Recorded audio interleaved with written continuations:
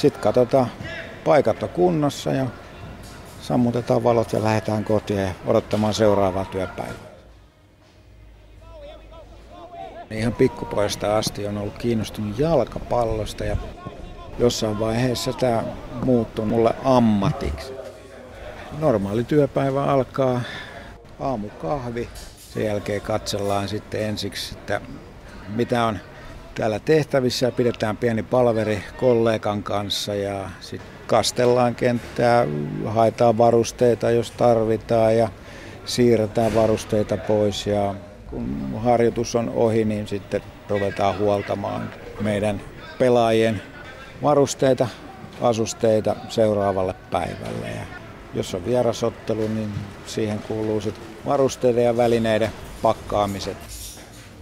Ei ole arkipäivä eikä viikonloppueritykset. Meille kaikki on työpäiviä. Mitä huoltajan työ merkitsee sinulle?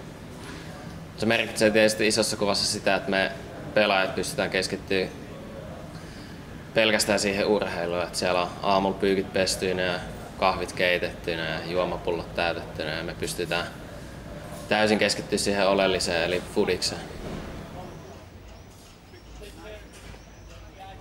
Kun kysytään ihmisiltä, että mitä sä haluaisit tehdä isona, niin mä teen nyt tätä ja eihän tätä parempaa duunia voi ollakaan. Tää on perhe ja jalkapallo. Se on mun elämä. Kun pelaajilla on hyvä olla, niin silloin meilläkin on hyvä olla. Silloin ollaan tehty duuni hyvin.